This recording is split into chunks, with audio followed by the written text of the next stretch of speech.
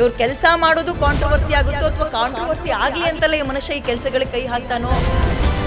ಯಾರು ಪುನೀತ್ ಕೆರೆಹಳ್ಳಿ?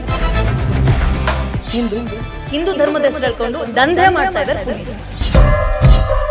ಪುನೀತ್ ಕೆರೆಹಳ್ಳಿನ ಇಷ್ಟಪಡೋಕ್ಕಿಂತ ದ್ವೇಷ ಮಾಡೋರೇ ಜಾಸ್ತಿ. ಈ ಎಲ್ಲ ಸವಾಲುಗಳನ್ನು ಮೈಮೇಲೆ ಹಾಕೊಂಡು ಎದುರಿಸಲಿಕ್ಕೆ ಸೋಷಿಯಲ್ ಮೀಡಿಯಾದಿಂದಲೇ ನಿಮ್ಮನ್ನು ಬ್ಯಾನ್ ಮಾಡಿಬಿಡ್ಬೇಕು ಅನ್ನೋ ಡಿಸಿಷನ್ ಅನ್ನ ಒಂದು ಗೌರ್ಮೆಂಟ್ ತಗೊಳ್ಳೋ ರೀತಿಯಲ್ಲಿ ನೀವು ರೊಚ್ಚಿಗೆ ಬರಿಸ್ತೇವೆ. ಕೆರಳಿಸ್ತೀರಲ್ರಿ? ಯಾವ್ದು ಕೆರಳ? ಎಷ್ಟು ಕೇಸ್ ಇದೆ ಪುನೀತ್?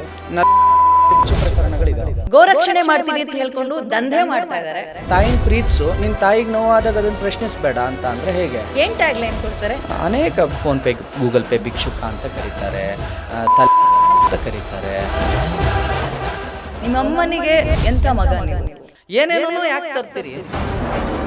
ಗೋರಕ್ಷಣೆ ಮಾಡ್ತೀನಿ ಅಂದ್ಕೊಂಡು Google pay, phone pay, scanner ಮುಖಾಂತರ ಎಷ್ಟು ಮನೆ ಕಟ್ಟಿದಿರಿ ಪುನೀತ್?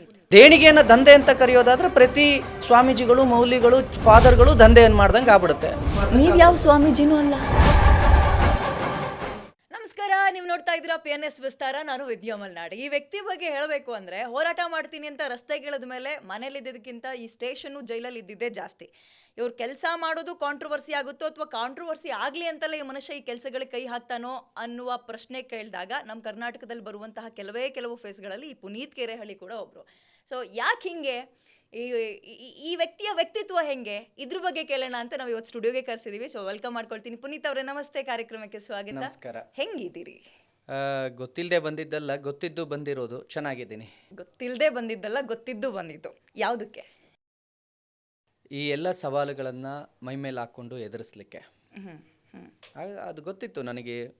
ಈ ಎಲ್ಲ ಇರುವಂಥ ಟ್ಯಾಗ್ ಲೈನ್ಗಳಾಗಿರಬಹುದು ಅಥವಾ ಆಗುವಂತಹ ಎಲ್ಲ ವಿಚಾರ ಆಗಿರಬಹುದು, ಇದೆಲ್ಲವೂ ಈ ಕ್ಷೇತ್ರಕ್ಕೆ ಹೆಜ್ಜೆ ಇಟ್ಟಾಗ ಧರ್ಮ ಮತ್ತು ಒಂದು ವಿಚಾರಧಾರೆ, ಒಂದು ಸಿದ್ಧಾಂತವನ್ನು ಇಟ್ಕೊಂಡು ನಾವು ಹೋರಾಟ ಮಾಡ್ತೀವಿ ಅಥವಾ ಧ್ವನಿ ಎತ್ತುತ್ತೀವಿ ಅಂದಾಗ ಏನೆಲ್ಲ ಕಾಂಟ್ರವರ್ಸಿ ಸ್ಟೇಟ್ಮೆಂಟ್ಗಳು ನಮ್ಮ ಮೇಲೆ ಬರಬಹುದು ಅಥವಾ ನಮ್ಮನ್ನು ಯಾವ ರೀತಿ ಒಂದು ಈ ಸಿದ್ಧಾಂತವನ್ನು ಇಟ್ಕೊಂಡು ಕೆಲಸ ಮಾಡೋ ಪ್ರತಿಯೊಬ್ಬರ ಮೇಲೂ ಇಂತಹ ಆತನಿಗೆ ಒಂದು ಟ್ಯಾಗ್ ಲೈನ್ ಕೊಡೋದು ಬಹಳ ಸುಲಭ. ಅದನ್ನು ಕೊಡ್ತಾರೆ.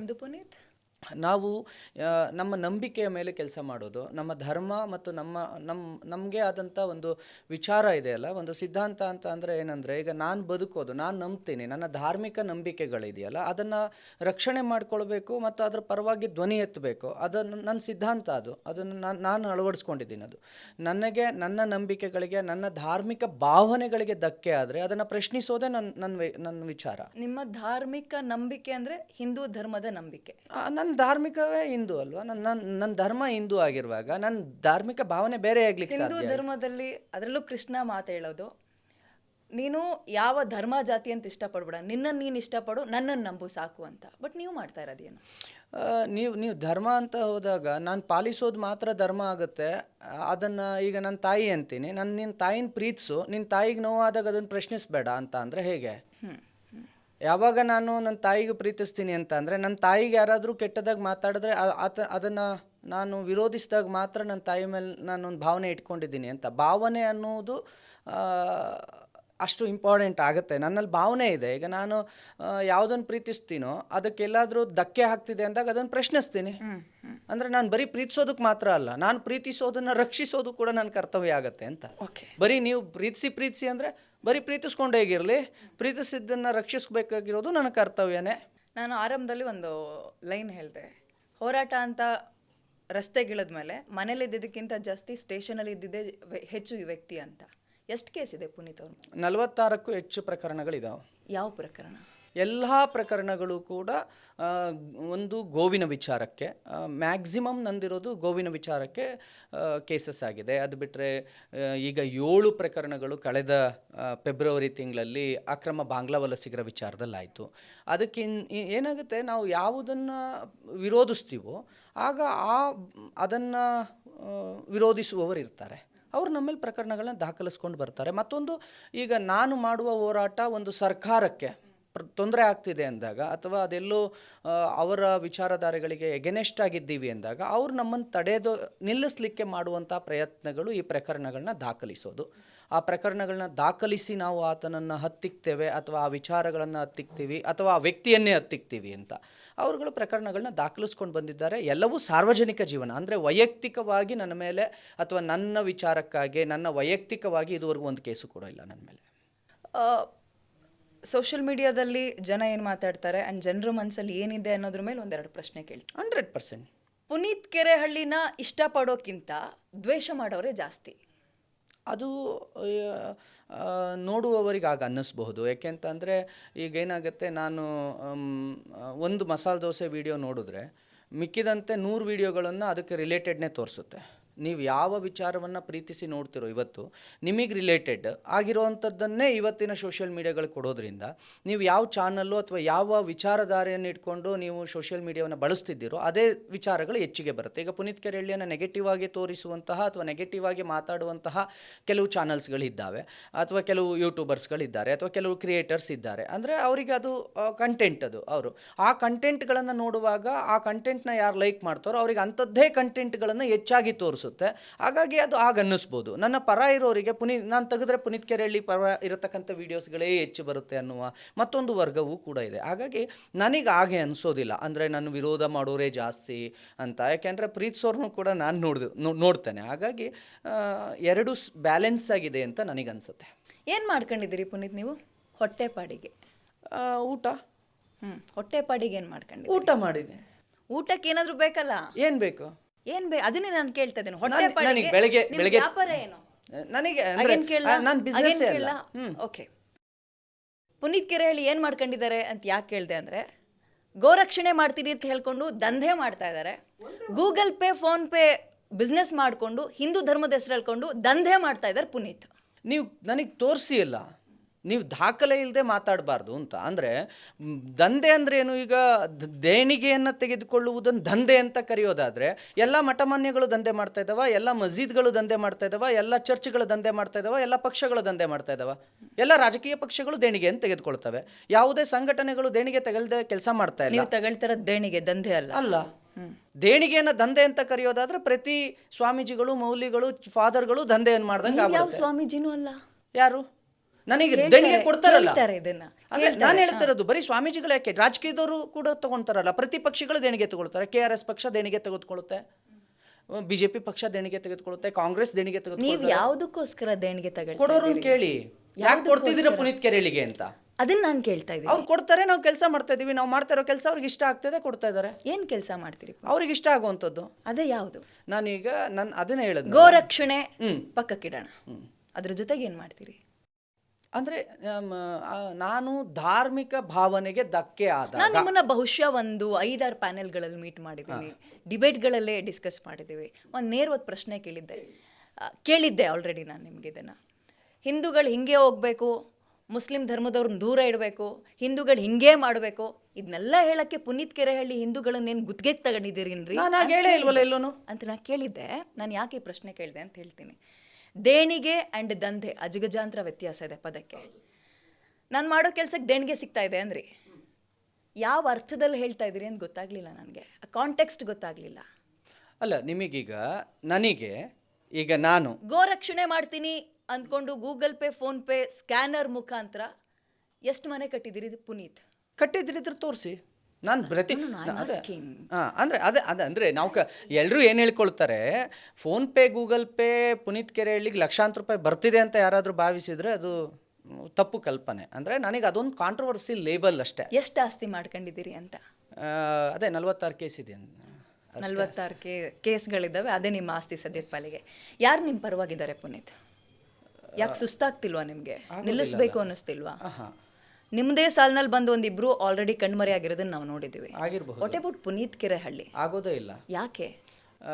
ನಾನು ವಿಚಾರವನ್ನು ಇಟ್ಕೊಂಡು ಬಂದವನು, ನನಗೆ ಬೆಂಬಲ ಬೇಕು ಅಂತ ಬಂದವನಲ್ಲ, ನಾನು ಏನೋ ಮಾಡ್ತೀನಿ ಅಂತ ಬಂದಿರೋನು. ನಾನು ಅದನ್ನು ಮಾಡ್ತೀನಿ, ಬೆಂಬಲ ಇರಲಿ ಇಲ್ದೇ ಇರಲಿ. ಈ ರಾಜ್ಯದ ಕೊನೆಯ ಹಿಂದೂ ನನಗೆ ಬೆಂಬಲ ಕೊಡೋಲ್ಲ ಅಂದ್ರೂ ನನ್ನೊಳಗಿರೋ ಧಾರ್ಮಿಕ ನಂಬಿಕೆ ಅಥವಾ ಧಾರ್ಮಿಕ ಭಾವನೆಗೆ ತೊಂದರೆ ಆಗೋದಿಲ್ಲ. ಅದನ್ನು ನಾನು ಮಾಡ್ತೇನೆ. ನಾನು ಯಾರೋ ಬೆಂಬಲಿಸ್ತಾರೆ ಅಂತ ಹೇಳಿ ಇಲ್ಲಿ ಬಂದಿಲ್ಲ, ನನ್ನ ಹೋರಾಟವನ್ನು ಬೆಂಬಲಿಸ್ತಿದ್ದಾರೆ ಅಷ್ಟೇ. ನೀವು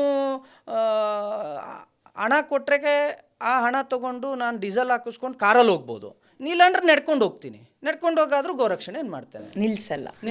ಯಾವುದೇ ಕಾರಣಕ್ಕೂ ನಿಲ್ಲಲ್ಲ. ಸೂಲಿಬೆಲೆ ಅವ್ರನ್ನ ಹೊರತುಪಡಿಸಿದ್ರೆ ನಿಮ್ಮ ಪರವಾಗಿ ಈ ಹೋರಾಟಗಳಲ್ಲಿ ಯಾರು ನಿಂತ್ಕೊಂತ ಇದ್ದಾರೆ? ಅಂದರೆ ಏನಾಗುತ್ತೆ, ಯಾರೋ ಒಬ್ರು ರಾಜಕೀಯಕ್ಕೆ ಏನಾದ್ರು ಪ್ಲಾನ್ ಮಾಡ್ತಾ ಇದ್ದೀರಾ? ಅದಕ್ಕ ಈ ಬುನಾದಿ ಅಥವಾ ಈ ಬೇಸು?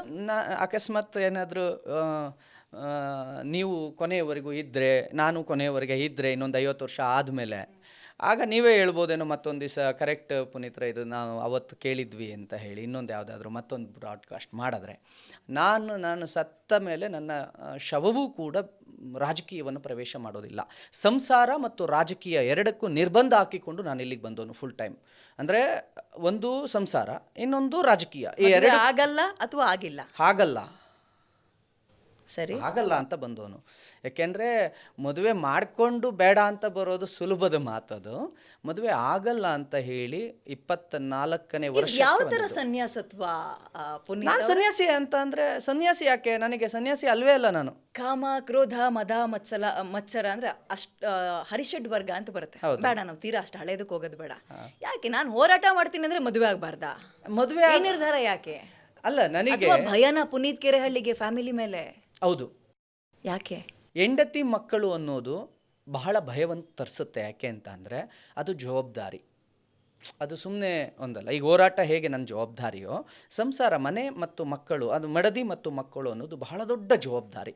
ಆ ಜವಾಬ್ದಾರಿಯನ್ನು ಹೆಗಲ ಮೇಲೆ ಹೊತ್ತ ಯಾರೂ ಕೂಡ ಸಮಾಜದವನ್ನು ಹೆಗಲಿಗೆ ಹಾಕೊಳ್ಳೋದು ಅಷ್ಟು ಸುಲಭ ಅಲ್ಲ. ಸೇವೆ ಮಾಡಬಹುದು, ಹೋರಾಟ ಜವಾಬ್ದಾರಿನೇ ಹೊತ್ಕೊಳಕ್ಕಾಗಲ್ಲ ಪುನೀತ್ಗೆ. ಇನ್ ಹಿಂದೂ ಧರ್ಮದ ಏನ್ ಜವಾಬ್ದಾರಿ ಹೊತ್ಕೋತೀರಿ ನೀವು? ನೀವು ಅದನ್ನ ಕೇಳಿ, ಅವರು ಅದನ್ನ ನೀವು ಹೇಳ್ಬೋದು, ನಾನು ಹೇಳೋದಿಲ್ಲಲ್ಲ. ನನಗೆ ಸಂಸಾರದ ಜವಾಬ್ದಾರಿಯ ಬದಲಾಗಿ ಸಮಾಜದ ಜವಾಬ್ದಾರಿಯನ್ನು ಹೆಗಲ ಮೇಲೆ ಹಾಕೊಂಡಿದ್ದೀನಿ ಅಷ್ಟೇ. ಅಂದರೆ ಎರಡನ್ನೂ ಒಟ್ಟಿಗೆ ಹಾಕ್ಲಿಕ್ಕೆ ಆಗಲ್ಲ. ಅದೆರಡೂ ಕೂಡ ಅಷ್ಟೇ ಭಾರ ಇದೆ. ಯಾವುದೋ ಒಂದು ಭಾರವನ್ನು ಹೊರಬಹುದು. ಅಟ್ಲೀಸ್ಟ್ ಇಂಥ ಹೋರಾಟ ಮಾಡಿದಾಗ ಯಾವ್ದಾದ್ರು ಒಂದು ಪಾರ್ಟಿ ನಿಮ್ ಪರವಾಗಿ ನಿಂತ್ಕೋಬೇಕು, ನಿಮ್ಮ ಹೋರಾಟ ನ್ಯಾಯಯುತವಾಗಿದ್ರೆ. ಯಾರು ಬರಲ್ಲ. ಅಗತ್ಯ ಇಲ್ಲ. ಬಿಜೆಪಿ ಅವರು ನಿಮ್ಮನ್ನ ಆದಷ್ಟು ದೂರ ಇಡ್ತಾರೆ. ಅಗತ್ಯ ಇಲ್ಲ ಅಂತ. ಅಂತದ್ ಏನ್ ಮಾಡ್ತಾ ಇದ್ದೀರಿ? ನಿಮ್ಮನ್ನ ಹತ್ರಕ್ಕೆ ಬಿಡ್ಕೋಬಾರ್ದು ಅನ್ನೋ ತರದ್ದು ಏನ್ ಮಾಡ್ತಾ ಇದ್ದೀರಿ? ನಾನು ಹೋಗಿಲ್ಲ, ನಾನು ಕೈ ಚಾಚಿಲ್ಲ, ನಾನು ಹೋಗಿಲ್ಲ. ಅವ್ರು ಬಿಟ್ಕೊಂಡಿಲ್ಲ ಅಂತ ನೀವು ಅನ್ಕೊಳ್ಳೋದಾದ್ರೆ, ನಾನು ಅನ್ಕೊಳ್ತೀನಿ ನಾನು ಹೋಗೇ ಇಲ್ವಲ್ಲ, ನಾನು ಹೋಗೋದೂ ಇಲ್ಲ. ನಾನು ಯಾವಾಗ ಹೋಗ್ಬೇಕಾಗತ್ತೆ? ಒಂದೋ ನನಗೆ ಆರ್ಥಿಕವಾಗಿ ಅವ್ರ ಶಕ್ತಿ ಕೊಡಬೇಕು ಅಂತ. ಈಗ ನಾನು 46 ಕೇಸ್ ಇದೆ ಎಂದೆ, ಒಂದು ಕೇಸಿಗೂ ದುಡ್ಡು ಕೊಟ್ಟು ನಾನು ವಕೀಲರು ನೀಡಲ್ಲ. ನನ್ನ ಪ್ರಕರಣಗಳನ್ನು, ನನ್ನ ವಿಚಾರಗಳನ್ನು ನಡೆಯುತ್ತೆ, ಅದು ಹಾಗೇ ನಡೆಯುತ್ತೆ. ಅದಕ್ಕೆ ನನ್ನನ್ನು ಪ್ರೀತಿಸುವಂತಹ ವಕೀಲರ ವರ್ಗ ಇರುತ್ತೆ. ಆ ವಕೀಲರು ನನ್ನ ಕೇಸನ್ನು ನಡೆಸ್ಕೊಡ್ತಾರೆ. ಸೋಷಿಯಲ್ ಮೀಡಿಯಾದಿಂದಲೇ ನಿಮ್ಮನ್ನು ಬ್ಯಾನ್ ಮಾಡಿಬಿಡ್ಬೇಕು ಅನ್ನೋ ಡಿಸಿಷನನ್ನು ಒಂದು ಗೌರ್ಮೆಂಟ್ ತಗೊಳ್ಳೋ ರೀತಿಯಲ್ಲಿ ನೀವು ರೊಚ್ಚಿಗೆಬ್ಬರಿಸ್ತೇವೆ. ಅದು ರೊಚ್ಚಿಗೆಬ್ಬರಿಸ್ತೀರಿ ಅಂದರೆ ಬಹುಶಃ ತಪ್ಪಾಗ್ತದ ಅಂತ ಕೆಲಸಗಳನ್ನ ಏನು ಮಾಡ್ತಾ ಇದ್ದೀರಿ ನೀವು? ನನಗೆ ಹೆಂಗೆ ಗೊತ್ತು? ಹಾಗಾದ್ರೆ ನಿರ್ಬಂಧ ಮಾಡ್ಲಿಕ್ಕಾಗಿದ್ದು, ಅಲ್ಲ, ನಿಮಗೆ ಗೊತ್ತಿರಬೇಕು. ಅದೇ ಹೇಳಿದ್ದು, ನಿರ್ಬಂಧ ಮಾಡ್ಲಿಕ್ಕಾಗಿದ್ದು ಪುನೀತ್ ಕೆರೆಹಳ್ಳಿಯ ಅಕೌಂಟ್ನೇ ಹೊರತು ಪುನೀತ್ ಕೆರೆಹಳ್ಳಿಯ ಧ್ವನಿಯನ್ನಲ್ಲ ಅಂತ. ಮೊದಲು ನನ್ನ ಚಾನಲಲ್ಲಿ ಬರ್ತಿತ್ತು, ನಂದೇ ಒಂದು ಪುನೀತ್ ಕೆರೆಹಳ್ಳಿಯನ್ನು ಒಂದು ಚಾನಲ್ ಅಂತ ಕರಿತೀವೋ ಅಥವಾ ಅದಕ್ಕೊಂದು ಅಕೌಂಟ್ ಅಂತ ಕರಿತೀವಿ, ಖಾತೆ ಅಂತ ಕರಿತೀವಿ, ಅದರಲ್ಲಿ ಬರ್ತಿತ್ತು. ಈಗ ಪ್ರತಿ ಖಾತೆಯಲ್ಲೂ ನನ್ನ ಬಗ್ಗೆ ಬರುತ್ತೆ. ಅಂದರೆ ಮೊದಲಿನಗಿಂತ ಜಾಸ್ತಿ ರೀಚ್ ಆಗಿದೆ. ನೀವು ನಿರ್ಬಂಧ ಮಾಡಿದ್ಮೇಲೆ ನಾನು ಇನ್ನೊಂದಷ್ಟು ಜಾಸ್ತಿ ತಲುಪಿದ್ದೀನಿ. ಮೊದಲು ಸೀಮಿತ ವರ್ಗಕ್ಕಿದ್ದೆ, ಈಗ ಪ್ರತಿ ವರ್ಗಗಳಿಗೂ ಕೂಡ ತಲುಪ್ತಿದ್ದೀನಿ. ಯಾರ್ರೀ ಪುನೀತ್ ಕೆರೆಹಳ್ಳಿ? ಹಿಂದೂ. ಆಮೇಲೆ ಅಷ್ಟೇ. ನೀವೊಬ್ಬ ಹಿಂದೂ ಅಲ್ಲ, ಇಲ್ಲಿ ಎಲ್ಲರೂ ಹಿಂದೂನೇ. ನಾನೊಬ್ಬ ಹಿಂದೂ. ಅಂದರೆ ಪ್ರತಿಯೊಬ್ಬನೂ ಮನುಷ್ಯನೇ. ನಾನು ಮನುಷ್ಯ ಅಂತ ಹೇಳ್ಕೊಳ್ತೇನೆ. ಆದರೆ ಪ್ರತಿಯೊಬ್ಬನಿಗೂ ಗುಣಗಳು ಬೇರೆ ಬೇರೆ ಇರುತ್ತೆ. ನೀವು ಹಿಂದೂ ಆಗಿರೋ ಕಾರಣಕ್ಕೆ ಇನ್ನೊಂದು ಧರ್ಮದವ್ರು ಏನೇ ಮಾಡಿದ್ರು ಅದು ತಪ್ಪು ಅಂತ ಹುಡುಕ್ತೀರಾ? ನಾನು ಹೇಳಿದ್ದೀನಿ, ನಾನು ಮಾಡಿದ್ದು ಯಾವ್ದು ತಪ್ಪು ಅಂತ ನೀವು ಹೇಳ್ತೀರಾ? ಅಲ್ಲ, ಮಾಡ್ತೀರಾ ಅಂತ ಕೇಳ್ತಾ ಇಲ್ಲವಲ್ಲ. ನಾನು ಹೇಳೋದೇನು ಗೊತ್ತಾ? ಹಿಂದೂ ಆಗಿರೋ ಪುನೀತ್ ಕೆರೆಹಳ್ಳಿ ಭಗವದ್ಗೀತೆನ ಎಷ್ಟು ಸಲ ಓದಿದ್ದಾರೆ, ರಾಮಾಯಣ ಮಹಾಭಾರತನ ಎಷ್ಟು ಸಲ ಓದಿದ್ದಾರೆ, ಅದೇ ಕುರಾನ್ ಇಟ್ಕೊಂಡು ವಿಡಿಯೋ ಮುಂದೆ ಕೂತ್ಕೊಂಡು ಹಂಗಿದೆ ನೋಡಿ ಕುರಾನಲ್ಲಿ, ಹಿಂಗಿದೆ ನೋಡಿ ಕುರಾನಲ್ಲಿ ಅಂತಾರೆ. ಯಾಕೆ? ನೀವು ಭಗವದ್ಗೀತೆ ಮತ್ತು ರಾಮಾಯಣದ ಬಗ್ಗೆ ಕೇಳಿದ್ರಿ, ಅದಕ್ಕೆ ನಾವು ಸಪ್ರೇಟಾಗಿ ಬರೋಣ. ಆದರೆ ಭಗವದ್ಗೀತೆ ರಾಮಾಯಣನ ಓದಿದ್ರೆ ಮಾತ್ರ ಹಿಂದೂ ಅಂತ ಯಾರಾದ್ರೂ ಹೇಳಿದಾರ? ನೋ, ಹಿಂದೂ ಆಗಕ್ಕೆ ಭಗವದ್ಗೀತೆನೇ ಓದಬೇಕು ಅಂತ ಹೇಳಿಲ್ಲ. ಅದರಲ್ಲಿರೋ ಕೆಲ ಅಂಶಗಳನ್ನು ನಾವು ಪಾಲನೆ ಮಾಡಿದ್ರೆ ನಾನೊಬ್ಬ ಹಿಂದೂ. ಯಾರಿಗೂ ಹಿಂಸೆ ಕೊಡದೆ, ಯಾವ ಧರ್ಮವನ್ನು ದ್ವೇಷ ಮಾಡದೆ, ಯಾವ ವ್ಯಕ್ತಿಗೂ ನಾನು ಹಿಂಸೆ ಕೊಡದೆ, ನನ್ನ ಪಾಡಿಗೆ ನಾನು ಕೆಲಸ ಮಾಡಿದ್ರೆ ನಾನೊಬ್ಬ ಹಿಂದೂ. ನಿಮ್ಮ ಎದುರುಗಡೆ ಧರ್ಮೋ ರಕ್ಷತಿ ರಕ್ಷತಃ. ನಾನು ಕೇಳೋದು, ನಿಮ್ಮ ಮುಂದೆ ಯಾರಿಗೂ ಹಿಂಸೆ ಆಗ್ತಾ ಇದ್ರೆ ಅದನ್ನ ತಡೆಯೋದು ಯಾರ ಕೆಲಸ? ನೀವು ಹಿಂಸೆಯಿಂದ ವಿಮುಕ್ತರಾಗಿದ್ದೀರಿ, ನಿಮ್ಮ ಮುಂದೆ ಯಾರಿಗೋ ಹಿಂಸೆ ಆಗ್ತದೆ. ನಿಮಗೂ ಹಿಂಸೆ ಕೊಡ್ತಾ ಇದಾರಲ್ರಿ, ಮತ್ತೆ ಯಾಕೆ ಬೇಕಿದೆಲ್ಲ? ನನಗೆ ಹಿಂಸೆ ನಾನು ತೆಗೆದುಕೊಳ್ಳೋದಕ್ಕೆ ರೆಡಿ ಇದೀನಲ್ಲ. ನಾನು ಗೊತ್ತಿಲ್ಲದೆ ಬಂದವನಲ್ಲ, ಗೊತ್ತಿದ್ದು ಬಂದವನು ಅಂತ. ಏನ್ ಗೊತ್ತಿದ್ದು ಬಂದ್ರಿ? ಇದೆಲ್ಲ ಆಗುತ್ತೆ ಅಂತ. ಅಂದ್ರೆ ನಾನು ಆರಂಭದಲ್ಲೇ ಹೇಳ್ದಂತೆ, ಇವತ್ತು ಏನೇನೆಲ್ಲ ಪ್ರಚಾರದ ಹುಚ್ಚ ಪುನೀತ್ಗೆ, ಪ್ರಚಾರದ ಹುಚ್ಚಿಗೆ ಇಷ್ಟೆಲ್ಲ ಮಾಡ್ಕೊಳ್ತಾರ. ಏನ್ ಮಾಡ್ಬೋದು? ಮತ್ತೆ 46 ಕೇಸ್ ಹಾಕಿಸ್ಕೊಂಡು 200-300 ದಿನ ಜೈಲಲ್ಲಿ, ಒಂದೊಂದು ಕೇಸನ್ನು ನೀವು ಒಂದೊಂದು ಆಭರಣದ ರೀತಿಯಲ್ಲಿ ಫೀಲ್ ಮಾಡ್ತಾ ಇದ್ದೀರಪ್ಪ, ನಾನು ನೋಡ್ದಂಗೆ. ಎಸ್, ಅಂದರೆ ಆಭರಣದ ರೀತಿ ಯಾಕೆ ಫೀಲ್ ಮಾಡ್ತಿದ್ದೀನಿ ಅಂತ ಅಂದರೆ ನೀವು ಒರೆಸ್ತಿದ್ದೀರಾ ಅಂತ, ಅದನ್ನು ನಾನು ಆಭರಣ ಅಂದ್ಕೊಳ್ತೇನೆ. ನನ್ನ ಅಲಂಕಾರಕ್ಕೆ ನೀವು ಕೇಸನ್ನು ಹಾಕ್ತಿದ್ದೀರಿ ಅಂತ. ಹಾಗಾದರೆ ಕೇಸ್ ಹಾಕೋದು ಅಲಂಕಾರ ಯಾವಾಗ ಆಗುತ್ತೆ? ಎದುರುಗಡೆ ನೋಡೋನಿಗೆ ಅದು ಫೀಲ್ ಆಗಬೇಕು, ಅಥವಾ ಅದು ಆತನಿಗೆ ಈತನ ಮೇಲೆ ಮಾಡಿದ ಅನ್ಯಾಯ ಅನ್ನಿಸ್ಬೇಕು. ಇವತ್ತಿನ ಜನರನ್ನು ನೀವು ಮೋಸ ಮಾಡ್ಲಿಕ್ಕೆ ಸಾಧ್ಯನೇ ಇಲ್ಲ. ನಿಮ್ಮ ಅಮ್ಮನಿಗೆ ಅಥವಾ ನಿಮ್ಮ ತಾಯಿಗೆ ಎಂಥ ಮಗ ನೀವು, ಯಾಕಾದ್ರೂ ಇವನನ್ನು ಹುಟ್ಟಿಸಿದ್ನೋ ಅಂತ ಯಾವತ್ತಾದ್ರೂ ಕಣ್ಣೀರು ಹಾಕಿದಾರಾ? ಯಾಕಂದ್ರೆ 46 ಕೇಸ್ ನೀವು ಹಾಕಿಸ್ಕೋಬಹುದು, ಸ್ಟೇಷನ್ಗೆ ನೀವೇ ಓಡಾಡ್ಬೋದು, ಬಟ್ ಕರುಳು ಅಲ್ಲಿ ಕಾಯ್ತಾ ಇರುತ್ತೆ. ಹೌದು. ನಿಮ್ಮ ತಾಯಿ ಕಣ್ಣೀರು ಹಾಕ್ಸಿದ್ದೀರಾ ನಿಮ್ಮ ತಾಯಿಗೆ? ನೀವು ನಮ್ಮ ತಾಯಿನೇ ಕೇಳಬೇಕಾಗತ್ತೆ. ಯಾಕೆಂದ್ರೆ ನಮ್ಮ ತಾಯಿ ಈ ರೀತಿ ಯಾವತ್ತೂ ನನ್ನ ಜೊತೆಗೆ ಹೇಳಲೇ ಇಲ್ಲ ಅಂತ. ನೀವು ಕೇಳಿದ್ದ ಆ ಭಾವನೆಯಲ್ಲಿ ನನ್ನ ತಾಯಿ ಯಾವತ್ತೂ ಕೇಳಲಿಲ್ಲ. ನಾನು ಜೈಲಿಗೆ ಹೋದಾಗ ನನ್ನ ತಂದೆನ ಕಳಿಸ್ತಾರೆ, ಹೋಗಿ ಮಾತಾಡಿಸ್ಕೊಂಡು ಬನ್ನಿ, ಅವ್ನ ಖರ್ಚಿಗೆ ಏನಾದರೂ ಒಳಗಡೆ ಹಣ ಬೇಕಾದರೆ ಕೊಟ್ಟು ಬನ್ನಿ ಅಂತ ಹೇಳಿ ಕಳಿಸ್ತಾರೆ. ನನ್ನ ತಂದೆ ಬಂದು ಒಂದು 5,000 ರೂಪಾಯೋ 2,000 ರೂಪಾಯೋ ಲೀಕ್ ಅಂದರೆ ಒಳಗಡೆ ಕೊಡಲಿಕ್ಕೆ ಸಾಧ್ಯ ಎಷ್ಟಿದೆ ಅಷ್ಟನ್ನು ಕೊಟ್ಟು ನನ್ನ ಖರ್ಚಿಗೆ ಹಣ ಕೊಟ್ಟು ಹೋಗ್ತಾರೆ. ನನ್ನ ಫ್ಯಾಮಿಲಿ ನನಗೆ ಬಹಳ ದೊಡ್ಡ ಸ್ಟ್ರೆಂತ್ ನನ್ನ ಹೋರಾಟದಲ್ಲಿ ಅಂತ. ಯಾವಾಗ ನನ್ನ ತಂದೆ ಮತ್ತು ನನ್ನ ತಾಯಿ ನನ್ನ ಹೋರಾಟವನ್ನು ಸರಿ ಇದೆ ಅಂತಾರೆ, ಅಥವಾ ನಾನು ಇಡೋ ಹೆಜ್ಜೆಯನ್ನು ಸರಿ ಇದೆ ಅಂತಾರೆ, ಜಗತ್ತಿನ ಸರಿ ತಪ್ಪುನ ವಿಚಾರ ನನ್ನ ಮುಂದೆ ಬರೋದೇ ಇಲ್ಲ ಅಂತ. ನನ್ನ ತಾಯಿ ಯಾವತ್ತೂ ನನಗೆ ಅದನ್ನು ಹೇಳಲೇ ಇಲ್ಲ. ನನ್ನ ತಾಯಿಗಿರೋದೇನು ಅಂತ ಅಂದರೆ, ನನ್ನ ಫೋನ್ ಎತ್ತು ಮಾತಾಡು ಅಷ್ಟೇ. ಅಂದರೆ ನನ್ನ ಫೋನ್ ಎತ್ತೋಕ್ಕಾಗಲ್ಲ ಕೆಲವು ಬಾರಿ. ನನ್ನ ಫೋನ್ ಎತ್ತು ಮಾತಾಡಪ್ಪ ಸಾಕು ಅಷ್ಟೇ ನನ್ನ ತಾಯಿ ಕೇಳೋದು. ಏನು ಓದಿದಿರಿ ಪುನೀತ್? ಬದುಕೋದಕ್ಕೆ ಎಷ್ಟು ಬೇಕೋ ಅಷ್ಟನ್ನು ಓದಬೇಕು. ನಾನು ಹಿಂಗೆ ಗೊಂದಲಮಯವಾಗಿ ಹೇಳ್ತೀನಿ. ನೀವು ಯಾವ ಓದಿನ ಬಗ್ಗೆ ಕೇಳಿದ್ರಿ ಅಂತ? ಎಜುಕೇಶನ್ ಅಂದ್ರೆ ಇವತ್ತು ಡಿಗ್ರಿ ತಗೊಂಡಿದ್ದೀರಾ ಅಂತ. ನನ್ನ ಮಗ ಅಥವಾ ನನ್ನ ಮಗಳು ಓದಿ ಉದ್ಧಾರ ಆಗ್ಲಿ, ಇಂಥ ಕೆಲಸ ಮಾಡ್ಲಿ ಅಂತ ಎಲ್ಲ ತಂದೆ ತಾಯಿನೂ ಆಸೆ ಪಟ್ಟಿರ್ತಾರೆ. ಬಟ್ ನೀವು ಒಂದು ಸ್ವಲ್ಪ ಡಿಫ್ರೆಂಟ್ ಪಾತನ್ನ ಹುಡುಕೊಂಡಿದ್ದೀರಿ, ಅದರಲ್ಲಿ ನೀವು ನ್ಯಾಯವಾಗಿ ಅದನ್ನು ಮಾಡ್ತಾ ಇದ್ರೆ ಡೆಫಿನೆಟ್ಲಿ ನಿಮಗೆ ಜಯ ಸಿಗ್ಲಿ ಅನ್ನೋದೇ ನಾವು ಕೂಡ ವಿಶ್ ಮಾಡ್ತೀವಿ. ಹೊಟ್ಟೆಪಾಡಿಗೆ ಓದಬೇಕು ಅಂತ ಬಂದಾಗ ಏನು ಓದಿದ್ರಿ? ಹೊಟ್ಟೆಪಾಡಿಗೆ ಓದಬೇಕು ಅಂತ ಯಾರು ಹೇಳಿದ್ದು? ಸರಿ, ಏನು ಓದಿದ್ರಿ ಹೇಳಿ.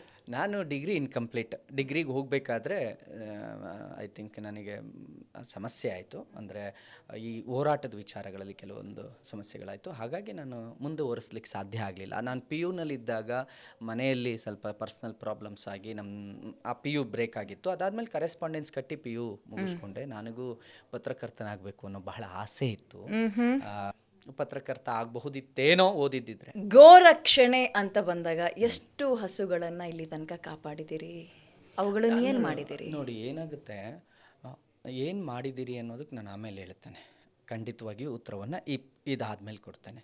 ಗೋರಕ್ಷಣೆ ಅಂತ ಬಂದಾಗ ಎಷ್ಟು ಗೋವುಗಳನ್ನು ರಕ್ಷಣೆ ಮಾಡಿದ್ದೀರಿ ಅಂತ ಕೇಳೋದಾದರೆ, ನಾನು ಒಂದು ಜೀವವನ್ನು ರಕ್ಷಣೆ ಮಾಡೋದು ಮಾತ್ರ ಅಲ್ಲ ನನ್ನ ಉದ್ದೇಶ. ನನ್ನ ನಂಬಿಕೆಯನ್ನು ನಾನು ರಕ್ಷಿಸ್ಕೊಳ್ಳೋದು ಅಂತ ನಾನು ಮೊದಲೇ ಹೇಳಿದೆ. ಅದಕ್ಕೆ ತುಂಬ ಜನ ಏನು ಹೇಳ್ತಾರೆ, ಒಂದು ಜೀವವನ್ನು ಪುನೀತ್ ಕೆರೆಹಳ್ಳಿ ರಕ್ಷಣೆ ಮಾಡ್ತಿದ್ದಾನೆ. ಖಂಡಿತವಾಗಿಯೂ ಅಲ್ಲ. ನನ್ನ ನಂಬಿಕೆಯನ್ನು ನಾನು ಉಳಿಸ್ಕೊಳ್ತಾ ಇದ್ದೀನಿ, ಪ್ರಶ್ನೆ ಮಾಡ್ತಾ ಇದ್ದೀನಿ. ನಾನು ಯಾವುದನ್ನು ದೇವರು ಅಂತ ಕಾಣ್ತೀನೋ, ಈಗ ನನ್ನ ತಾಯಿ ನನಗೆ ಗೋವನ್ನು ಪೂಜೆ ಮಾಡೋದು ಹೇಳಿಕೊಟ್ರು. ಯಾವುದನ್ನು ನಾನು ಪೂಜಿಸ್ತೀನೋ ಅದನ್ನು ನನ್ನ ಮುಂದೆನೇ ಕಾನೂನು ಬಾಹಿರವಾಗಿ ನೀನು ಅದನ್ನು ಕೊಲ್ತೀಯಾ ಅಂದಾಗ ಅದನ್ನು ಪ್ರಶ್ನೆ ಮಾಡದೇ ಇದ್ದರೆ ಆ ಪೂಜೆಗೆ ಬೆಲೆ ಇಲ್ಲ, ಅರ್ಥ ಇಲ್ಲ ಅಂತ. ಹಾಗಾಗಿ ನಾನು ನನ್ನ ನಂಬಿಕೆಯನ್ನು ರಕ್ಷಣೆ ಮಾಡ್ಕೊಳ್ತಿದ್ದೀನಿ ಹೊರತು, ನನ್ನ ನಂಬಿಕೆ ಮೇಲೆ ಆಗ್ತಾ ಇರ್ತಕ್ಕಂಥ ದೌರ್ಜನ್ಯವನ್ನು ಪ್ರಶ್ನೆ ಮಾಡ್ತಾ ಇದ್ದೀನಿ ಹೊರತು ಒಂದು ಜೀವಿಯ ರಕ್ಷಣೆ ಅಂತ ಅಲ್ಲ. ಒಂದು ಜೀವಿಯ ರಕ್ಷಣೆ ಮಾಡೋದಾದ್ರೆ ಅಂಥ 1000 ಜೀವಿಗಳು ಇವತ್ತು ಸಮಸ್ಯೆಯಲ್ಲಿದ್ದಾವೆ. ನಾನು ಮಾಡ್ತಾ ಇರೋದು ನನ್ನ ಧಾರ್ಮಿಕ ನಂಬಿಕೆ ಯಾವುದು ಈ ಭೂಮಿಯಲ್ಲಿ ಪೂಜೆಗೆ ಒಳಪಡಲಾಗಿತ್ತೋ, ಗೋವನ್ನು ವಿಶ್ವಮಾತೆ ಅಂತ ಎಲ್ಲಿ ನಾವು ಕರೆದಿದ್ವೋ, ಅದರಿಂದ ನಾವೆಲ್ಲವನ್ನೂ ಪಡೆದುಕೊಂಡು 9 ತಿಂಗಳ ತಾಯಿ ಎದೆ ಹಾಲಾದರೆ ನನ್ನ ಜೀವಿತಾವಧಿಯಾಗಿ ನಾನು ಕುಡಿದಿದ್ದು ಗೋವಿನ ಹಾಲು. ಬರೀ ಅದು ಮಾತ್ರ ಅಲ್ಲ, ಅದನ್ನು ಉಳ್ತೀವಿ, ಬಿತ್ತುತ್ತೀವಿ, ಎಲ್ಲ ಮಾಡಿದ್ದೀವಿ. ಇವತ್ತು ಅದನ್ನು ಕಾನೂನು ಬಾಹಿರವಾಗಿ ನೋಡಿ, ಒಂದು ಧಾರ್ಮಿಕ, ಇನ್ನೊಂದು ಬಾಬಾ ಸಾಹೇಬ್ ಅಂಬೇಡ್ಕರ್ ಅವರು ಅನುಚ್ಛೇದ 48ರಲ್ಲಿ ಪರ್ಟಿಕ್ಯುಲರಾಗಿ ಬರೆದೋಗಿದ್ದಾರೆ. ನಾನು ಹೇಳೋದಲ್ಲ, ಬಾಬಾ ಸಾಹೇಬ್ ಅಂಬೇಡ್ಕರ್ ಅವರು ಬರೆದೋಗಿದ್ದಾರೆ. ಉಳುವ ಎತ್ತುಗಳನ್ನು, ಹಾಲು ಕೊಡುವ ಆಕಳುಗಳನ್ನು ರಕ್ಷಿಸುವುದು ಆಯಾ ರಾಜ್ಯದ ಕರ್ತವ್ಯ ಅಂತ. ನಾನು ಈ ದೇಶದ ಪ್ರಜೆಯಾಗಿ, ಸಂವಿಧಾನ ಪಾಲನೆ ಮಾಡೋನಾಗಿ, ಮತ್ತು ನಾನು ಈ ಧರ್ಮದ ವ್ಯಕ್ತಿಯಾಗಿ, ಯಾವ ಧರ್ಮದಲ್ಲಿ ಹುಟ್ಟಿದ್ದೀನಿ ಆ ಧರ್ಮದ ವ್ಯಕ್ತಿಯಾಗಿ, ಆ ಧರ್ಮವನ್ನು ಅಳವಡಿಸ್ಕೊಂಡೋನಾಗಿ ಗೋವನ್ನು ರಕ್ಷಣೆ ಮಾಡೋದು ನನ್ನ ಕರ್ತವ್ಯ. ನಂಬರ್ಸ್ ಅಂದಾಜು ಒಂದು 2,000 ಗಡಿಯನ್ನು ದಾಟಿರಬಹುದು. ಏನು ಮಾಡಿದ್ರಿ ಅವುಗಳನ್ನು? ಈ ಪ್ರಶ್ನೆ ನನಗೆ ನನ್ನ ಕೈಲ ಇರುತ್ತೆ. ಅದು ಎಲ್ಲರೂ ಏನು ಮಾಡ್ತಾರೆ, ಪುನೀತ್ ಕೆರಳಿ ಗೋವು ಹಿಡಿದು ಕರ್ಕೊಂಡು ಹೋಗ್ತಾನೆ ಅಂತ. ಇಲ್ಲ ಇಲ್ಲ, ಖಂಡಿತವಾಗಿಯೂ ಇಲ್ಲ. ಅದು ಪೊಲೀಸ್ನವರ ಸುಪರ್ದಿಗೆ ಹೋಗುತ್ತೆ, ನ್ಯಾಯಾಲಯದ ಸುಪರ್ದಿಗೆ ಹೋಗುತ್ತೆ. ನಾನು ಗೋವನ್ನು ಹಿಡಿದು ಎಲ್ಲೂ ಹಾಗೆ ಹೋಗಿಲ್ಲ, ಅದನ್ನು ಸ್ಟೇಷನಿಗೆ ಕೊಡ್ತೀವಿ. ಹಂಗೆ ತೊಗೊಂಡೋಗೋಕೆ ಬಿಡೋದು ಇಲ್ಲ ಯಾರು. ಅದು ಹೆಂಗೆ ಕೊಡ್ತಾರೆ, ಸ್ಟೇಷನಲ್ಲಿ FIR ಆಗುತ್ತೆ. FIR ಆದಮೇಲೆ ಆ ಠಾಣೆಯ ಅಧಿಕಾರಿಗಳು ನ್ಯಾಯಾಲಯದಿಂದ ಪರ್ಮಿಷನ್ ತೊಗೊಂಡು ಅದನ್ನು ಗೋಶಾಲೆಗೆ ಬಿಡ್ತಾರೆ. ನಾವು ಸಹಾಯ ಮಾಡ್ತೇವೆ, ಗೋವನ್ನು ಇಳಿಸ್ಲಿಕ್ಕೆ, ಗೋವನ್ನು ಕಟ್ಟಲಿಕ್ಕೆ ಸಹಾಯ ಮಾಡ್ತೀವಿ ಹೊರತು ನಾವು ತೊಗೊಂಡೋಗ್ಲಿಕ್ಕೆ ಸಾಧ್ಯ ಇಲ್ಲ. ಪುನೀತ, ಈ ಗೋರಕ್ಷಣೆ ಅಂದ್ರೆ ಏನ್ರಿ? ಈಗ ಕಟಕರು ಕಡಿತಾ ಇರ್ತಾರೆ, ಅಲ್ಲಿಂದ ಬಿಡಿಸ್ಕೊಬಂದು ಗೋಶಾಲೆಗೆ ಕಳ್ಸದ? ಗೋಶಾಲೆಗಳಲ್ಲಿ ನೀರು ಮೇವು ಇಲ್ಲದೆ ಒದ್ದಾಡ್ತಾವಲ್ಲ ಹಸುವಲ್ಲಿ, ಅದ್ರಗಳ ಬಗ್ಗೆ ಗಮನ ಹರಿಸ್ದಲೇ ಇರೋದಾ? ಯಾವುದು ಗೋರಕ್ಷಣೆ? ನಾನು ಮೊದಲೇ ಹೇಳಿದೆ, ನಾನು ಜೀವಿಯ ರಕ್ಷಣೆ ಮಾಡ್ತಿಲ್ಲ, ನಂಬಿಕೆಯ ರಕ್ಷಣೆಯನ್ನು ಮಾಡ್ತಿದ್ದೀನಿ ಅಂತ. ಅದನ್ನೇ ನಾನು ನಿಮಗೆ ಅದಕ್ಕೆ ಈ ಪ್ರಶ್ನೆ ಈ ರೀತಿ ಒದ್ದಾಡೋಕೆ ಏನ್ ಮಾಡ್ತಾ ಇದ್ದೀರಿ? ಈಗ ಯಾರೋ ನನ್ನ ದೇಣಿಗೆ ಪದ ಇಲ್ಲಿ ಬಳಸಬಹುದು ಅನ್ಕೊಳ್ತೀನಿ. ಖಂಡಿತವಾಗಿಯೂ ನೀವು ದೇಣಿಗೆಯನ್ನು ಯಾವ ಸಮಾಜ ಗೋಶಾಲೆಗೆ ಕೊಡ್ತಾ ಇದೆ, ಎಷ್ಟು ಗೋಶಾಲೆಗಳಿದ್ದಾವೆ, ಅಲ್ಲೋಗಿ ಇದನ್ನು ಪ್ರಶ್ನೆ ಮಾಡಬಹುದು. ನಾನು ನನ್ನ ಕೈಲಾದ ದೇಣಿಗೆಯನ್ನು ಗೋಶಾಲೆಗೆ ಕೊಡ್ತೀನಿ, ನನ್ನ ತಂದೆ ಕೊಡ್ತಾರೆ. ಅದು ಸೇವಾ ಮನೋಭಾವ. ಪುನೀತ್ ಕೆರೆಹಳ್ಳಿಗೆ ನಿಮ್ಮದೇ ಆದ ಫಾಲೋವರ್ಸ್ ಇದ್ದಾರೆ. ಹೌದು. ನಿಮ್ಮ ಕಡೆಯಿಂದ ಗೋಶಾಲೆಗಳಿಗೆ ಅಥವಾ ಹಸುಗಳು ವಾಟ್ ಎವರ್ ಗೋವು ಅಂತ ಕರೆಸ್ಕೊಳ್ಳುವು ಹಸುವಿನಿಂದ ಒದ್ದಾಡ್ದಲೇ ಇರೋ ರೀತಿಯಲ್ಲಿ ನೋಡ್ಕೊಳಕ್ ನೀವೇನು ಮಾಡಿದ್ದೀರಿ? ನನ್ನ ಜೇಬಲ್ಲಿ 100 ರೂಪಾಯಿದು ಕೊಟ್ಟೆ ಅನ್ನೋದಲ್ಲ. ನಾವು ನಿಮ್ಮ ಹೋರಾಟ ಎಲ್ಲಿಗೆ ತಗೊಬಂದಿ? ನಾನು ಅದನ್ನೇ ಹೇಳ್ತಾ ಇದ್ದೀನಿ. ನಾನು ನಂಬಿಕೆ ರಕ್ಷಣೆ, ನಾನು ನಂಬಿಕೆ ಬಗ್ಗೆ ಮಾತಾಡ್ತಾ ಇರಬೇಕಾದ್ರೆ ನೀವು ಸೇವೆ ಬಗ್ಗೆ ಯಾಕೆ ನನ್ನನ್ನು ಟರ್ನ್ ಮಾಡ್ತಿದ್ದೀರಿ? ಈಗ ನೋಡಿ, ಮಹಿಳಾ ಒಂದು ನಿಮಿಷ ಹೇಳ್ತೀನಿ. ಈಗ ಮಹಿಳಾ ಆಯೋಗ ಅಂತ ಇದೆ. ಮಹಿಳಾ ಆಯೋಗವನ್ನು ನಾವು ನೀವು ಯಾಕೆ ಯಾರೋ ಗಂಡ ಹೊಡೆದಾಗ ಅಲ್ಲಿ ಹೋಗ್ತೀರಾ, ನೀವು ಯಾಕೆ ಅಲ್ಲೆಲ್ಲೋ ಅತ್ಯಾಚಾರ ಆದಾಗ ಹೋಗ್ತೀರಾ, ನಿಜವಾಗ್ಲೂ ನೀವು ಹೆಣ್ಣಿನ ರಕ್ಷಣೆ ಮಾಡೋದಾದರೆ ಅಲ್ಲಿ ಫುಟ್ಪಾತ್ನಲ್ಲಿ ಭಿಕ್ಷೆ ಬೇಡೋರ್ಗೋ ಅಲ್ಲೋಗಿ ಮಾಡಿ ಅನ್ಲಿಕ್ಕೆ ಆಗಲ್ಲ. ಅದು ಅದು ಅದು ಏನಾಗುತ್ತೆ, ನಾಳೆ ಅದೇ ಪ್ರಶ್ನೆ ಮಾಡ್ತೀವಿ. ವೆರಿ ಕ್ಲಿಯರ್ ಅಂಡ್ ಸೂಕ್ತವಾದದ್ದು ಅಂತ ನಾನು ನಂಬಿದ್ದೀನಿ ನನ್ನ ಇಷ್ಟು ವರ್ಷದ ಅನುಭವದಲ್ಲಿ. ಲೀಸನ್, ಗೋ ರಕ್ಷಣೆ ಅಂದ್ರೆ ಏನು? ಕಟಕರ ಮನೆಯಿಂದ ಕರ್ಕೊಬರೋದು, ಪೊಲೀಸರಿಗೆ ಒಪ್ಸೋದ? ಅದರ ಜೊತೆಗೆ ಗೋಶಾಲೆಯಲ್ಲಿ ನರಳ್ತಾ ಇರೋ, ನೀರಿಲ್ದಲೆ ಮೇವಿಲ್ದಲೆ ನರಳ್ತಾ ಇರೋ ಗೋವುಗಳಿಗೆ ಏನಾದರೂ ಸಹಾಯ ಮಾಡೋ ರೀತಿಯಲ್ಲಿ ನಡ್ಕೊಳ್ಳೋದ? ಏನು ಗೋರಕ್ಷಣೆ? ನಾನು ಆರಂಭದಲ್ಲಿ ಹೇಳಿದ್ನಲ್ಲ, ಗೋವಿನ ರಕ್ಷಣೆ ಯಾರು ಮಾಡ್ತಿರೋದಿಲ್ಲ. ನೀವೇನ್ ಮಾಡ್ತಿದ್ರಿ? ಕಟಕರ ನಂಬಿಕೆಯನ್ನ ರಕ್ಷಣೆ ಮಾಡ್ಕೊಳ್ತಾ ಇದ್ದೀನಿ. ಕರೆದ್ಕೊಂಡು ಬಂದು ಉಪವಾಸ ಒದ್ದಾಡಂಗ್ ಮಾಡ್ತಾ ಇದ್ದೀರಾ. ನೋಡಿ, ಸಂವಿಧಾನದ ರಕ್ಷಣೆ, ಗೋವಿನ ರಕ್ಷಣೆ ಅದು ಸರ್ಕಾರ ಮಾಡಬೇಕಾಗಿರೋದು ಸೇವೆ, ನಾನಲ್ಲ ಮಾಡಬೇಕಾಗಿರೋದು. ಮಠ ಮಾನ್ಯಗಳು ಮಾಡಬೇಕಾಗಿರೋದು ಸೇವೆ. ಯಾವ್ದನ್ನ ಸರ್ಕಾರ ಮಾಡುತ್ತೆ? ಯಾವ್ದನ್ನ? ನನ್ನ ನಂಬಿಕೆ ಅಲ್ವಾ? ಅಲ್ಲಿ ಹೋಗ್ತಾ ಇರೋದು, ಹಾಳಾಗ್ತಾ ಇರೋದು ನನ್ನ ನಂಬಿಕೆ. ನನ್ನ ನಂಬಿಕೆ ಮೇಲೆ ಅತ್ಯಾಚಾರ ನಡೀತಾ ಇದೆ ಅಂತ ನಾನು ಹೇಳ್ತಾ ಇದ್ದೀನಿ. ನೀವು ಈಗ ಯಾವುದು ಸೇವೆನೋ ಅದನ್ನು ಸಮಾಜಕ್ಕೆ ಹೇಳಿ, ಹೋರಾಟಗಾರನಿಗಲ್ಲ. ನಾನು ನನ್ನ ಭಾವನೆಯನ್ನು ನೀವು ಕೆರಳಿಸ್ತಾ ಇದ್ದೀರಿ, ನಾನು ರಿಯಾಕ್ಟ್ ಆಗ್ತಿದ್ದೀನಿ. ಹಾಗಾದ್ರೆ ನೀವು ಹೇಳೋದು ಅವ್ನು ಕಡಿಯೋನ್ ಕಡೀಲಿ, ನೀವು ಕಡಿಯೋದು ಕಡೀಲಿ, ನೀವು ಸೇವೆ ಮಾಡ್ಕೊಂಡು ಬಾಳೆಹಣ್ಣು ತಿನ್ನಿಸ್ಕೊಂಡಿರಿ ಅಂತ. ನೀವು ಅಂದ್ರೆ ನಿಮ್ಮನ್ನ ಹೆಂಗ್ ಕನ್ಸಿಡರ್ ಮಾಡೋದು? ನಾವು ಇಂಥ ಚಿಕ್ಕ ಪುಟ್ಟ ವಿಚಾರಕ್ಕೆ ಕೇಳ್ತಾ ಇದ್ದೀರಾ? ಅಲ್ಲ, ನೀವು ಹೇಳಿ, ನಾನು ಹೇಳ್ತಾ ಇದ್ದೀನಿ 28 ಎತ್ತುಗಳನ್ನು ಒಂದು ಕಂಟೈನರ್ ಬಾಕ್ಸ್ನ ಒಳಗಡೆ, ಅಂದರೆ 3 ಎತ್ತುಗಳನ್ನು ತುಂಬಕ್ಕಾಗದೇ ಇರೋ ಜಾಗದಲ್ಲಿ 28 ಎತ್ತುಗಳನ್ನು ತುಂಬಿಕೊಂಡು ಹೋಗಬೇಕಾದ್ರೆ, ಅದನ್ನು ಕಸಾಯಿಖಾನೆಗೆ ಕಡಿಬೇಕಾದ್ರೆ ನನ್ನ ಭಾವನೆ ಹರ್ಟ್ ಆಗ್ತಿದೆ ಮತ್ತು ಈ ನೆಲದ ಕಾನೂನು ಉಲ್ಲಂಘನೆ ಆಗ್ತಿದೆ. ನಾನು ಅದನ್ನು ತಡೆದಾಗ ನೀನು ಅಲ್ಲೆಲ್ಲೋ ಬಾಳೆಹಣ್ಣು ತಿನ್ಸು ಹೋಗಿ ಅಂತ ಅಂದರೆ, ಬಾಳೆಹಣ್ಣು ತಿನ್ಸೋ ಕೆಲಸ ನಂದಲ್ಲ. ಹಸುಗಳನ್ನ ಅಥವಾ ಎತ್ತುಗಳನ್ನ ವಾಟ್ ಎವರ್ ಜಾನುವಾರುಗಳನ್ನ ಕಟಕರು ಮನೆಗೆ ಕೊಡ್ತಾ ಇರೋದು ಯಾರು? ನೀವು ಯಾಕೆ ಅಲ್ಮನ ಪರಿವರ್ತನೆ ಮಾಡಿ? ನೀವು ಯಾರನ್ನಾರು ಒಬ್ರನ್ನ ಮೈಕ್ ಹಿಡಿದು ಕೇಳಿ, ನೀವು ಕಟಕರಿಗೆ ಎತ್ತು ಮಾರಿದ್ದೀರಾ ಅಂತ. ಮಾರಿಲ್ಲ ಅಂತಾರ? ಹೌದು, ಮಾರಿದ್ದೀನಿ ಅಂತ ಹೇಳುವ ಒಬ್ಬ ವ್ಯಕ್ತಿಯನ್ನು ಇದೇ ಸ್ಟುಡಿಯೋ ಕರ್ಕೊಂಡ್ಬಂದು ಕೂರಿಸಿ ಇಂಟರ್ವ್ಯೂ ಮಾಡಿ. Are you sure? 100%. ನಾನು ರೈತರ ಮನೆ ಮಗಳು. ಹೌದು. ವಯಸ್ಸಾಗಿರೋ ದನಗಳನ್ನ ಎಲ್ಲಿಗೆ ತಳ್ತಾರೆ ಅನ್ನೋದು ನಾನು ನೋಡಿದ್ದೀನಿ. ತಳ್ಳೋದು ಬೇರೆ. ನೀವು ಅದನ್ನ ಅಲ್ಲಿ ಮಾರಬೇಕಾದ್ರೆ ಕಟಕರಿಗೆ ಅಂತ ಮಾರೋದಿಲ್ಲ. ನೀವು ನಾವು ಹಿಡಿದುವರೆಗೂ ಎಷ್ಟು ಹಣಕ್ಕೆ ತಗೊಳ್ತಾರೆ ನೋಡಿ, ಮುದುಕ ಹಸುಗಳನ್ನ ಎಲ್ಲಿ ಕಳಿಸ್ತಾರೆ ಅನ್ನುವ ಸಣ್ಣ ಜ್ಞಾನನು ನನಗಿಲ್ದೆ ನಾನು ಇಲ್ಲಿ ಬಂದು ಕೂತಿದ್ದೀನಿ ಅನ್ಕೊಳ್ತೀರಾ ಪುನೀತ್? ನಾನು ಇದುವರೆಗೂ ಹಿಡಿದ ಎತ್ತುಗಳೆಲ್ಲವೂ ಕೂಡ ಬಲಾಢ್ಯವಾದ ಎತ್ತುಗಳು. ಇವತ್ತು ನೀವು ಶಿವಾಜಿನಗರದ ಅಟ್ ಪ್ರೆಸೆಂಟ್ ನಾವು ಮೈಕ್ ತೊಗೊಂಡು ಕ್ಯಾಮ್ರಾ ತೊಗೊಂಡು ಹೋಗ್ತೀವಿ ಅಂತ ಅಂದರೆ, ಶಿವಾಜಿನಗರದ ಗಲ್ಲಿಗಳಲ್ಲಿ, ಟ್ಯಾನಿ ರೋಡಿನ ಗಲ್ಲಿಗಳಲ್ಲಿ ಇವತ್ತು ಇರುವ ಎತ್ತುಗಳೆಲ್ಲವೂ ಕೂಡ ಬಲಾಢ್ಯವಾದಂಥ ಎತ್ತುಗಳೇ ಹೊರತು ಮುದಿ ಎತ್ತುಗಳಲ್ಲ. ನಾನು ಈಗ ಕರ್ಕೊಂಡು ಹೋದರೆ ನಾನು ಈಗ ತೋರಿಸ್ತೀನಿ. ಅಟ್ ಪ್ರೆಸೆಂಟು ನಾನು ಲಾಸ್ಟ್ ಒಬ್ಬರಿಗೆ ಚಾಲೆಂಜ್ ಕೂಡ ಮಾಡಿದ್ದೆ, ಯಾರ್ಯಾರು ನೀವು ಯೂಟ್ಯೂಬರ್ಸ್ಗಳಿದ್ದೀರಿ, ಯಾರ್ಯಾರು ಕಂಟೆಂಟ್ ಕ್ರಿಯೇಟರ್ಸ್ ಅಂತ ಇದ್ದೀರಿ, ನಿಜವಾಗ್ಲೂ ಪ್ರಜಾಪ್ರಭುತ್ವ ಬದುಕಿದೆ ಅಂತ ನಿಮಗೆ ಅನಿಸೋದಾದರೆ, ಯಾರ್ಯಾರು ಯೂಟ್ಯೂಬ್ ಕಂಟೆಂಟರ್ಸ್ ಇದ್ದೀರಿ, ಯೂಟ್ಯೂಬರ್ಸ್ ಮಾಡ್ತಾಯಿದ್ದೀರಿ, ನಾನು ಹೇಳುವ ಏರಿಯಾದಲ್ಲಿ ಸೆಲ್ಫಿ ಸ್ಟಿಕ್ ಇಟ್ಕೊಂಡು ಸುಮ್ಮನೆ ಹೋಗ್ಬಿಟ್ಟು ಒಂದು ವೀಡಿಯೋ ಮಾಡ್ಕೊಂಡು ಬರೋಕ್ಕಾಗುತ್ತಾ ನಿಮ್ಮ ಕೈಲಿ ಅಂತ. ನಾನು ಹೇಳೋ ಏರಿಯಾದಲ್ಲಿ ಬಕ್ರೀದ್ ಮುಗಿಯೋದ್ರೊಳಗಡೆ ವಯಸ್ಸಾಗಿರೋದು ತೋರಿಸ್ರಪ್ಪ, ಒಂದು ಎತ್ತು ವಯಸ್ಸಾಗಿದೆ, ಇದು ಮುದಿಯ, ಇದು ನಿನ್ನ ಯಾರೂ ತೊಗೊಳ್ಳೋದಿಲ್ಲ. ಮುದಿ ಎತ್ತನ್ನು ತೊಗೊಬಂದು ಕಡಿದು ತಿನ್ನೋಕ್ಕೆ ಇಲ್ಲಿ ಯಾರೂ ರೆಡಿ ಇಲ್ಲ. ಅವೆಲ್ಲ ಏನು ಮಾಡ್ತಾರೋ ಅದು ನನಗೆ ಗೊತ್ತಿಲ್ಲ. ನಾನು ಇದುವರೆಗೂ ಹಿಡಿದ ಎತ್ತುಗಳೆಲ್ಲವೂ ಕೂಡ ಬಲಾಢ್ಯವಾದಂಥ ಗೂಳಿಗಳು ಎತ್ತುಗಳೇ ಹೊರತು ಯಾವುದೋ ಮುದಿ ಎತ್ತನ್ನು ನಾನು ರಕ್ಷಣೆ ಮಾಡೋಕ್ಕೋ ಗೋರಕ್ಷಣೆಯನ್ನು ಮಾಡಲಿಕ್ಕೋ ನಾನು ಹೋಗಿಲ್ಲ. ನಾನು ಅದನ್ನೇ ಹೇಳ್ತಾ ಇದ್ದೀನಿ, ಸಮಾಜವನ್ನು ತಪ್ಪು ದಾರಿಗೆ ಕೆಲವರು ಎಳಿತಾರೆ ಅಂತ. ಅಂದರೆ ಇಲ್ಲ ಇದು ರೈತರೇ ಕೊಡ್ತಿದ್ದಾರೆ, ಈ ರೈತರು ಯಾರು ಕೊಡೋದಿಲ್ಲ ಅಂತ ಎತ್ತುಗಳನ್ನು ಇವತ್ತು ಎಲ್ಲಿ ಕೊಲೆ ಆಗ್ತದೆ. ಇಲ್ಲ ಇಲ್ಲ ಇಲ್ಲ, ಸಂತೆಯಲ್ಲಿ ರೈತರಿಗೆ ಗೊತ್ತಿಲ್ಲ ಅದನ್ನು ಇವನು ಕಟಕರಿಗೆ ತೊಗೊಂಡೋಗ್ತಾನೆ ಅಂತ, ಅವ್ನು ಕೊಲ್ಲಕ್ಕೆ ತೊಗೊಂಡೋಗ್ತಾನೆ ಅಂತ ರೈತರಿಗೆ ಗೊತ್ತಿಲ್ಲ. ರೈತರಿಗೆ ಅವ್ರ ಮಗಳು ಮದುವೆ ಮಾಡಬೇಕಾಗಿರುತ್ತೆ ಅಥವಾ ಬೇರೆ ಇನ್ನೊಂದು ಏನೋ ಕೆಲಸ ಇರುತ್ತೆ, ದುಡ್ಡು ಬೇಕಿರುತ್ತೆ, ತಂದು ಸಂತೆಯಲ್ಲಿ ಮಾರ್ತಾರೆ. ಈಗ ಅನಂತಪುರದಿಂದ ಇವತ್ತು ಸರಿಸುಮಾರು ದಿನಕ್ಕೆ 7 ಲೋಡ್ ಬರುತ್ತೆ. ಅನಂತಪುರದ ರೈತರಿಗೆ ಗೊತ್ತಿಲ್ವ ಇದನ್ನು ತೊಗೊಂಡೋಗಿ ಬಕ್ರೀದಿಗೆ ಕಡಿತಾರ, ಅದು ಅವ್ರಿಗೆ ಗೊತ್ತಿರಲ್ಲ. ಅವ್ರು ಮಾರ್ತಾರೆ ಅಷ್ಟೇ, ಯಾಕೆಂದರೆ ಅವ್ರಿಗೆ ದುಡ್ಡು ಬೇಕು, ಮಾರಿರ್ತಾರೆ. ನಾನು ಹೇಳೋದು ಉಲ್ಲಂಘನೆ ಆಗ್ತಾಯಿದೆಯಲ್ಲ. ಇನ್ನೂ ಕೆಲವರು ಹೇಳೋದು ತುಂಬ ಒಂದು ಬಾಲಿಶವಾದ ಒಂದು ಪ್ರಶ್ನೆಯನ್ನು ಹೇಳ್ತಾರೆ, ನೀವು ರೈತರಿಗೆ ಏನು ಮಾಡ್ತೀರಾ, ಅನ್ಯಾಯ ಮಾಡ್ದಂಗಲ್ವಾ ಅಂತ. ರೈತರಿಗೆ ಲಾಭ ಮಾಡಿಕೊಡೋ ಗಾಂಜಾ ಬೆಳ್ಕೊಳಕ್ಕೆ ಬಿಟ್ಬಿಡಿ, ರೈತರು ಉದ್ಧಾರ ಆಗ್ತಾರೆ. ನಿಮಗೆ ಕಾನೂನು ಅಂತ ಇದ್ದ ಎಲ್ಲದಕ್ಕೂ ಕಾನೂನು ಅಪ್ಲೈ ಆಗಬೇಕು ಅಂತ. ರೈತರು ಉದ್ಧಾರ ಏನು ಕಸಾಯಿಖಾನೆ ಗೋವುಗಳನ್ನ ನಟ್ಟಿ ರೈತರು ಉದ್ಧಾರ ಆಗಿರೋರು ಯಾರು ಉದ್ಧಾರ ಆಗಿದ್ದಾರೆ ತೋರಿಸಿ. ಈ ಕಸಾಯಿಖಾನೆ ಬಿಸ್ನೆಸ್ ಮಾಡಿ ರೈತರು ಯಾರು ಉದ್ಧಾರ ಆಗಿದ್ದಾರೆ ತೋರಿಸಿ. ಇಲ್ಲ, ಇದೊಂದೆಲ್ಲ ಹೆಂಗೆ ಅಂತ ಅಂದರೆ ಇದೊಂದು ಸ್ಟ್ರಾಟಜಿ ಅಥವಾ ಟೂಲ್ ಕಿಟ್ ಅಂತ ಅನಿಸುತ್ತೆ, ಅಷ್ಟು ಬಿಟ್ಟರೆ. ಹಂಗಾದ್ರೆ ಬಿಡ್ರಿ, ರೈತಿಗೆ ಫ್ರೀಡಮ್, ಏನು ಬೇಕಾದ್ರೂ ಬೆಳ್ಕೊಳ್ಳಿ, ಮಾರ್ಕೊಳ್ಳಿ, ನೀವು ರೈತರು ಚೆನ್ನಾಗಿರಿ ಅಂತ.